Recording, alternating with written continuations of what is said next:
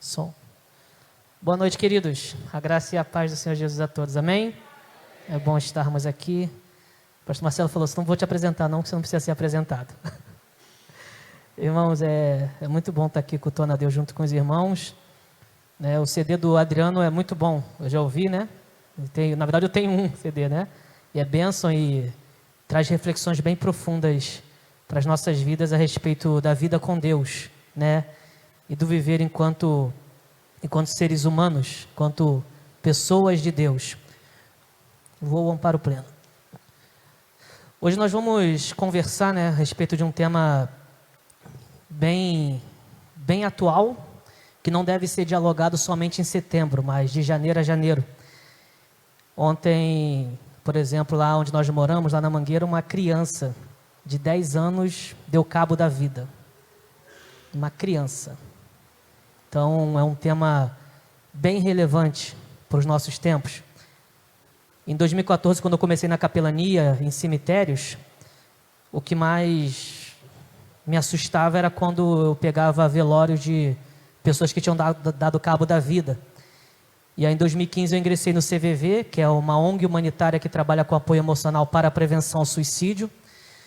Atendi prevenção ao suicídio na UERJ. Final de 2015 eu saí do CVV, voltei em 2016 para atender durante a madrugada a prevenção ao suicídio.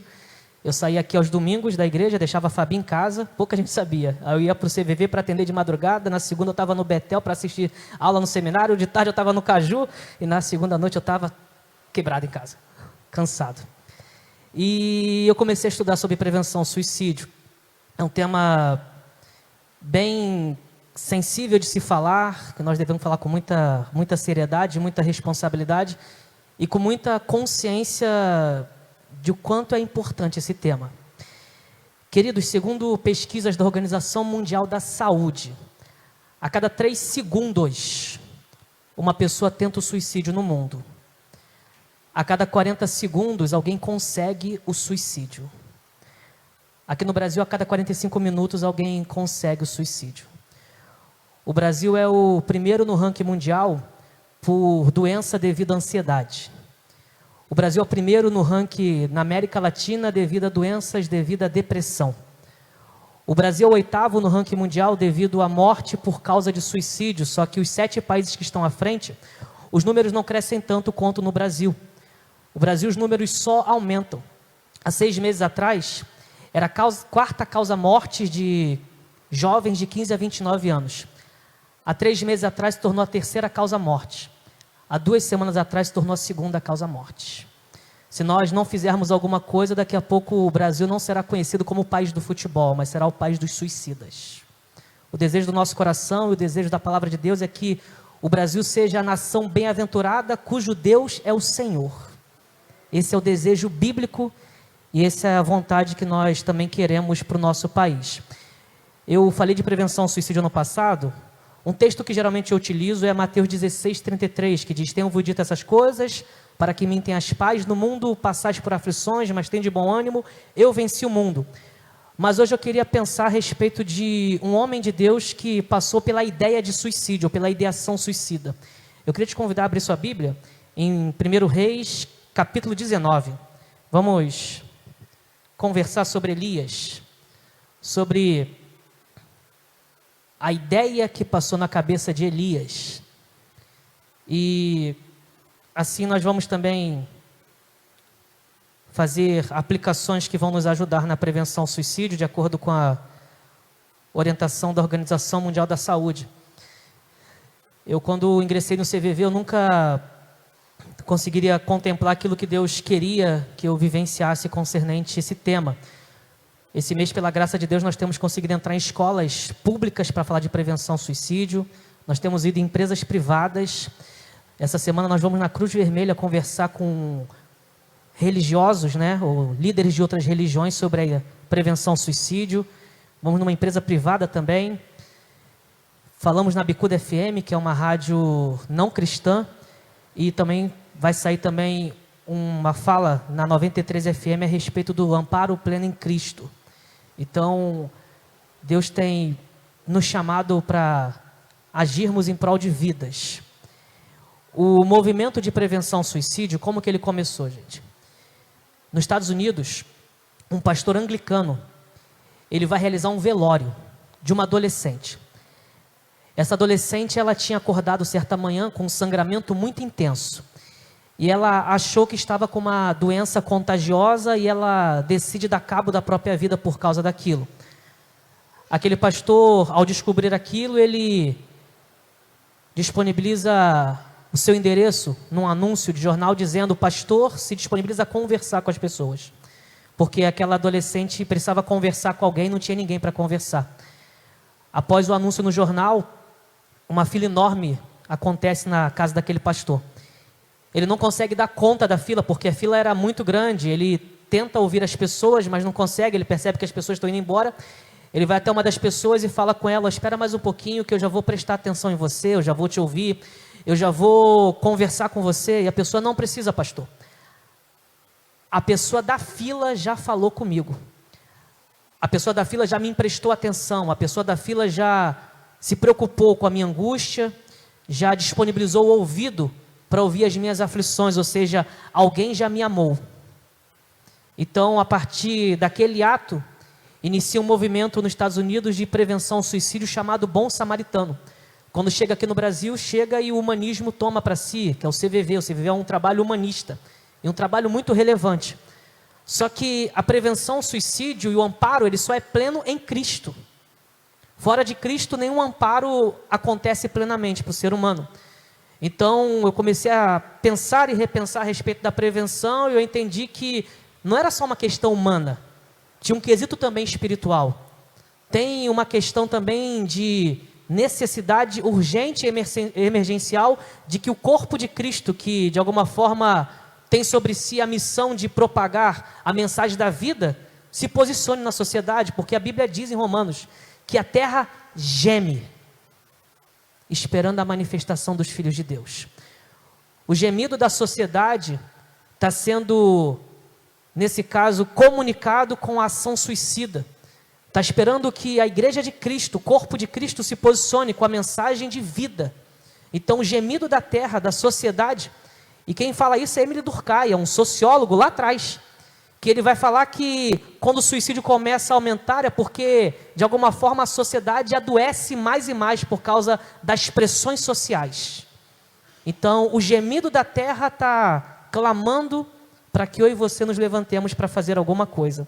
Eu queria te convidar a ficar de pé para nós lermos 1 Reis, capítulo 19. Eu vou ler o texto todo, porque eu queria pensar o texto de forma expositiva e pensar 5 princípios de prevenção ao suicídio que Deus ensinou a partir do relato de Elias. Diz assim, queridos, verso 1 de 1 Reis 19. Acabe fez saber a Jezabel tudo quanto Elias havia feito e como matara todos os profetas à espada. Então Jezabel mandou um mensageiro a Elias e disse-lhe, a dizer-lhe: faça-me os deuses como lhes aprouve, se amanhã a estas horas não fizer eu a tua vida como fizeste a cada um deles. Temendo, pois, Elias, levantou-se para salvar sua vida, se foi e chegou a Berseba, que pertence a Judá, e ali deixou o seu moço. Ele mesmo, porém, se foi ao deserto, caminho de um dia, e veio, se assentou debaixo de um zimbro, e pediu para si a morte, e disse: basta, toma agora, ó Senhor, a minha vida, pois não sou melhor do que meus pais. Deitou-se e dormiu debaixo do zimbro, eis que um anjo tocou e lhe disse: levanta-te e come. Olhou, e ele viu junto à cabeceira um pão cozido sobre pedras em brasa, e uma botija de água. Comeu, bebeu e tornou a dormir. Voltou segunda vez o anjo do Senhor, tocou e lhe disse: levanta-te e come, porque o caminho te será sobremodo longo. Levantou-se, pois comeu e bebeu, e com a força daquela comida caminhou 40 dias e 40 noites até Horebe, o monte de Deus. Ali entrou numa caverna onde passou a noite, e eis que lhe veio a palavra do Senhor, lhe disse: que fazes aqui, Elias?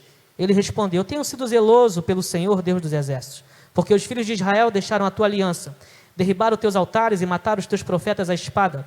E eu fiquei só, o procuram tirar minha vida. Disse-lhe Deus: sai e ponte neste monte perante o Senhor. Eis que passava o Senhor, e um grande vento e forte fendia os montes e despedaçava as penhas diante do Senhor, porém o Senhor não estava no vento. Depois do vento um terremoto, mas o Senhor não estava no terremoto. Depois do terremoto, um fogo, mas o Senhor não estava no fogo. E depois do fogo, um cício tranquilo e suave. Ouvindo Elias, envolveu o rosto no seu manto e saindo, pôs-se à entrada da caverna. E eis que lhe veio uma voz e lhe disse: que fazes aqui, Elias? E ele respondeu: tenho sido em extremo zeloso pelo Senhor, Deus dos exércitos, porque os filhos de Israel deixaram a tua aliança, derribaram os teus altares e mataram os teus profetas à espada. E eu fiquei só e procuram tirar minha vida. Disse-lhe o Senhor: vai, volta ao teu caminho para o deserto de Damasco, e em chegando lá unge a Azael, rei sobre a Síria. E Jeú, filho de Ninsi, ungirá rei sobre Israel, e também Eliseu, filho de Zafate. E Abel, Meolá, ungirás profeta em teu lugar. Quem escapar à espada de Azael, Jeú o matará. Quem escapar à espada de Jeú, Eliseu o matará. Também conservei em Israel 7.000, todos os joelhos que não se dobraram com Baal, a toda a boca que não o beijou. Partiu, pois, Elias dali, e achou Eliseu, filho de Zafate, que andava lavrando com 12 juntas de boi adiante dele. Ele estava com o 12º. Elias passou por ele e lançou seu manto sobre ele. Então deixou esses bois, correu após Elias e disse: deixa-me beijar meu pai e minha mãe, então te seguirei. Elias respondeu-lhe: vai, volta-te, pois já sabes o que fiz contigo. Voltou Eliseu a seguir Elias, tomou a junta de bois e os imolou. E com os aparelhos dos bois cozeu as carnes e as deu ao povo, e a comeram. Então se dispôs e seguiu Elias e o servia.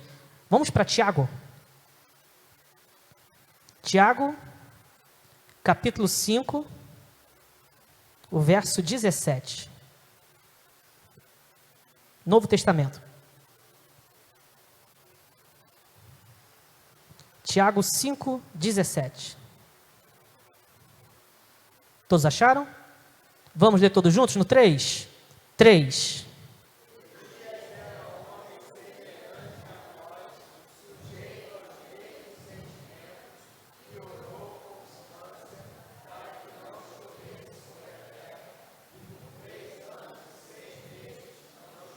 Amém. Podem sentar, queridos. Elias era um homem de Deus, profeta do Senhor, anunciador da verdade que Deus assim comunicava para ele compartilhar com o povo na sua época. Só que Elias, ele sofreu uma ameaça. E em meio a essa ameaça, Elias se sentiu pressionado. Porque Elias percebeu algo externamente que influenciou ele de uma forma interna muito tremenda. Elias se sentiu oprimido, porque de alguma forma a religião que tentava dominar na época era a religião de Baal. Era uma tentativa das forças do mal dominarem o povo de Deus, porque de alguma forma também a política da época, ou seja, o rei local, estava cedendo às pressões imputadas pelo povo.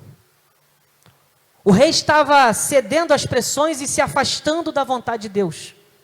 Então, havia uma ação espiritual que influenciava a sociedade local. Havia uma opressão religiosa, mas também uma opressão social. Elias, diante daquela opressão, se sentiu deprimido. E Elias começa a questionar algo que todo ser humano, quando passa por um processo de ideia ou de pensamento suicida ou de ideação do ato suicida, é a primeira pergunta que a pessoa faz. A pessoa começa a questionar o porquê viver. Senhor, eu estou me gastando em tua obra, eu estou me dedicando para fazer a tua vontade, e parece que isso tudo não tem sentido. As duas músicas que o Adriano cantou falavam sobre isso. Parece que o sentido sumiu. A Organização Mundial da Saúde vai dizer que o primeiro degrau de ideação suicida é quando eu começo a perguntar: por que eu existo? Parece que não tem sentido a minha existência. Parece que eu existo, mas não tem um porquê. Viktor Frankl, um psiquiatra, ele atravessa 4 campos de concentração na Segunda Guerra Mundial. E em meio ao sofrimento de um campo de concentração, ele vai dizer que o maior medo que nós seres humanos temos do sofrimento, não é do sofrimento, é o medo de nós não sermos dignos do nosso sofrimento, de nós não encontrarmos sentido nas nossas dores.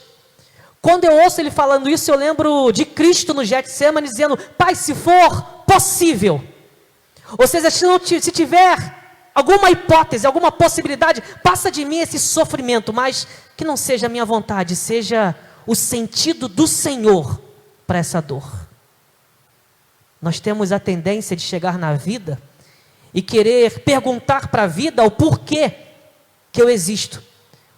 O convite de Franklin no campo de concentração é nós nos posicionarmos diante da vida e mesmo nos momentos mais difíceis da vida, nós aprendermos a dar uma resposta para a nossa existência e dizer por que não, na verdade, para que eu existo? Para que eu existo?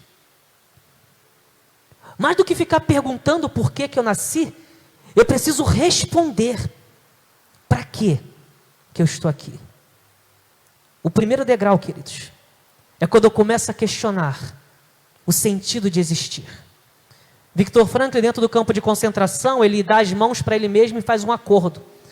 Ele fala: pode ser muito profundo o meu sofrimento nesse campo de concentração, mas em momento algum eu vou me atirar na cerca elétrica. Em momento algum eu vou desistir da vida, porque deve ter algum sentido essa dor. E ele estabelece um sentido. Ele decide que quer atravessar o campo de concentração para reencontrar sua esposa. Quando termina o holocausto, o campo de concentração, ele descobre que a sua esposa não sobreviveu. Aí a gente vai pensar, então acabou o sentido. Viktor Frankl vai dizer: não, para cada tempo da vida eu preciso ler a vida e reler. Então agora o sentido é compartilhar o que eu aprendi com o sofrimento. Viktor Frankl era judeu. Ele está me ensinando e te ensinando Eclesiastes 3. Para tudo tem um propósito debaixo do céu. Tem tempo de chorar, então chora. Tem tempo de se alegrar, então se alegra. Tem tempo de abraçar, então abraça, mas tem tempo de deixar de abraçar também. Tem tempo de guerra e tempo de paz. Tempo de plantar e tempo de colher. Para todo o tempo existe um modo e um propósito debaixo do céu. Certa vez eu atendi uma senhora, e essa senhora falou para mim assim: eu só não dou cabo da minha vida porque não tem ninguém para cuidar dos meus gatos. O sentido da vida dela era o cuidado com os seus gatinhos. Certa vez eu atendi uma pessoa que ela falou: eu só não dei cabo da minha vida hoje porque meu esposo não sabe cuidar das crianças, porque se soubesse, eu já tinha desistido, porque a corda já está dentro do banheiro. É um sentido sujeito às fragilidades. O único sentido que, em hipótese alguma, enfraquece é o sentido e o propósito de Deus para a vida. Porque qualquer outro propósito para a nossa existência, qualquer outro para quê, está sujeito à frustração. Para que essa pressão? Para que essa opressão? Elias começou a questionar isso. E ele questionando isso, Deus começa a cuidar. E esse é o primeiro princípio para a prevenção ao suicídio. Cuidar. Verso de número 5 vai dizer: deitou-se, dormiu debaixo do zimbro. Eis que o anjo tocou e lhe disse: levanta e come. Deus cuidou. Curar uma pessoa que passa por pensamentos suicidas só ocorre com cuidado, com acompanhamento, com discipulado, vida na vida. Deus, vendo seu servo angustiado e aflito, Deus cuida. Deus se disponibiliza a cuidar das necessidades básicas. A Organização Mundial da Saúde vai dizer que prevenção ao suicídio começa de forma universal. Eu preciso conscientizar toda a sociedade de que todos estão sujeitos à possibilidade do suicídio. Depois vai dizer que nós devemos agir de forma seletiva, são os grupos vulneráveis. E o grupo mais vulnerável do nosso país são os indígenas, por causa da cultura e dos costumes locais. Então, muitas vezes, os costumes locais podem gerar pensamentos e ideias suicidas nas pessoas. E depois vai dizer que nós devemos cuidar de forma indicativa. Qual é o cuidado de forma indicativa? Pessoas que já tentaram suicídio, elas se tornam suicidas em potencial. Então, essas pessoas precisam de cuidado 24 horas. Cuidado especialista e profissional. Eu penso o contrário da Organização Mundial da Saúde. Eu não penso primeiro o cuidado universal. Eu penso primeiro o cuidado indicativo. Porque a primeira coisa que eu preciso fazer é cuidar de mim. Autoprevenção. Eu acredito que Elias nunca pensou, por ser um homem de Deus, por ser alguém íntimo de Deus, que ele passaria pelo pensamento de por que eu estou existindo? Essa semana que passou, mais um pastor evangélico nos Estados Unidos deu cabo da vida. É triste. E lendo o relato da sua esposa, a sua esposa falou, foi publicado na internet ela falando: eu só queria mais uma oportunidade de dar mais um abraço nele. Só mais uma oportunidade de dar mais um abraço nele. Certa vez eu estava no veterinário, porque o cachorrinho que tinha lá em casa, ele estava com convulsão. Do lado do veterinário acontece um ato suicida, uma jovem pula, atenta contra a vida. Essa jovem era de uma igreja evangélica, uma igreja batista. Eu conhecia e conheço uma pessoa dessa igreja, que é a psicóloga da igreja. E essa psicóloga falou que no dia do velório desta jovem, tinha mais de 100 jovens que foram afetados pelo ato suicida desta jovem. Esta jovem estava em casa com seu pai, ela conseguiu cortar a grade e pular. E infelizmente faleceu. A sua amiga, conversando com essa psicóloga, falou assim: no dia anterior, ela viu meu brinco e falou: poxa, seu brinco é tão bonito, eu queria ele. Ela já estava querendo comprar um brinco para dar para a amiga, mas não deu tempo. Teve na internet um caso de uma jovem que ficou muito famosa, porque ela iria se casar e teve alguma frustração, e depois ela, de alguma forma, casou com ela mesma. Teve uma situação toda complicada, que as pessoas botaram pressão sobre essa jovem. Tem 2 semanas que eu conversei com a melhor amiga dela. A melhor amiga dela falou que ela tentou comunicar, mas ninguém estava atento. Ninguém prestou atenção. Eu falei de prevenção ao suicídio numa escola, lá em São Cristóvão. E aí o rapaz procurou o capelão da escola. Falou que tinha perdido o amigo dele. E que estava com o amigo dele na praia. Enquanto estava com o amigo dele na praia, o amigo dele estava compartilhando com ele que estava pensando em desistir da vida. Enquanto o amigo dele falava com ele, ele estava no WhatsApp, falando com o mundo todo, mas não prestando atenção em quem está perto. Ele estava se sentindo culpado por isso. Porque não prestou atenção, não cuidou de alguém perto. Nós queremos cuidar de quem está longe, mas não cuidamos de quem está perto. Nós queremos cuidar de todo mundo, mas não cuidamos de quem está do nosso lado às vezes. Aí acontece igual uma vez lá no Caju. O rapaz chegou para mim e falou: nunca imaginei que a minha tia ia tirar a vida. O que você fala para a gente agora, pastor? Aí eu falei: não julgueis, para que não sejais julgados. Com a medida que vocês julgarem, vocês vão ser julgados e vai ser acrescentado julgamento. Agora, não é mais nossa responsabilidade. Agora é a pessoa e Deus. Acalenta teu coração em Deus e deixa Deus confortar vocês. Primeiro degrau, queridos, do pensamento suicida. Por que viver? A pessoa que começa a questionar o sentido da vida, o porquê da sua existência. Ela não tem forças para agir em prol da sua existência. Ela está tão vulnerável emocionalmente que ela não consegue tomar ações para a preservação da própria vida. Porque todos nós temos dentro de nós a preservação da vida de forma essencial. É humano isso. A pessoa que tenta o suicídio, ela não quer morrer. Não quer. Segundo degrau. Verso 7 vai dizer: voltou a segunda vez o anjo do Senhor, tocou-lhe e lhe disse: levanta e come. porque o caminho será sobremodo longo. Elias, ele chegou ao segundo degrau. O segundo degrau do pensamento suicida é quando eu não consigo encontrar o sentido na vida, eu começo a pensar que seria melhor estar morto. Morrer seria melhor. Elias pediu a morte. Elias entendeu que morrer seria melhor. Sabe aqueles pensamentos assim? Eu podia dormir e não acordar hoje. O mundo seria mais bonito e mais colorido se eu não estivesse aqui. O sol iria sorrir muito mais brilhante se amanhã ele não olhasse para mim. O céu seria mais azul. Isso é pensamento suicida. Podia entrar uma bala perdida aqui, de repente me atingir e tudo seria resolvido. Eu poderia sofrer um acidente de trânsito e só eu morrer. Só eu. Isso é pensamento suicida. Quando a pessoa começa a pensar que morrer é melhor do que viver.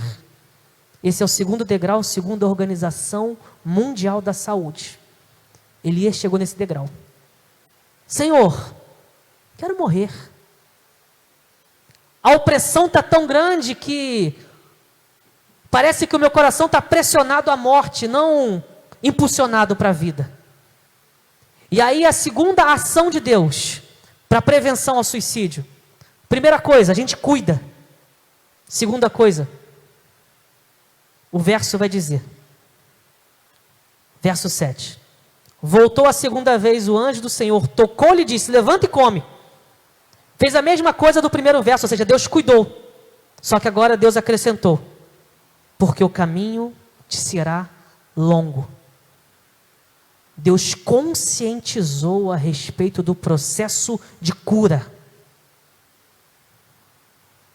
Não vai ser de um dia para o outro que vai resolver o problema da depressão. Não vai ser num estralar de dedos, com uma oração somente, que vai resolver as questões de angústias do ser humano. Nós temos que ter consciência que no mundo teremos aflições, que, Elias, você vai ter 40 dias de deserto. Ou seja, o mundo não é um mar de rosas. Sabe quando que aconteceu o que nós chamamos dentro de suicidologia de efeito Werther? Em 1890, foi escrito um romance a respeito de um jovem chamado Werther. Werther se apaixona por uma jovem, só que aquela jovem estava comprometida com um casamento arranjado. Werther se decepciona, se frustra. E aí Werther decide dar cabo da vida como um ato romântico para comunicar a dor do seu sofrimento por causa da decepção amorosa. É escrito um romance. O seu escritor não queria e nunca pensou que iria gerar o efeito Werther na sociedade na época. O escritor escreve os sofrimentos do jovem Werther e coloca o ato suicida como se fosse um ato romântico e bonito. A Organização Mundial da Saúde está censurando uma série da Netflix chamada 13 Porquês, porque a tal Hannah da série comunica o suicídio de forma bela, como se o ato dela fosse um ato de resposta à sociedade. O efeito Werther, ou o livro Os Sofrimentos do Jovem Werther, gerou em outros jovens a ideia de suicídio. Os jovens eram encontrados, nesse caso, quando davam cabo da vida, ou com um livro debaixo do braço, ou agiam da mesma maneira que o jovem Werther tinha agido no livro. É o que é chamado de efeito Werther. Sabe o que Deus vai conscientizar Elias? Elias, a vida tem processos. A vida tem percursos estreitos. A vida tem caminhos de deserto. A vida tem caminhos e percursos que são difíceis de degustar, que dá vontade de fugir, que dá vontade de não encarar. Mas Elias, faz parte da vida.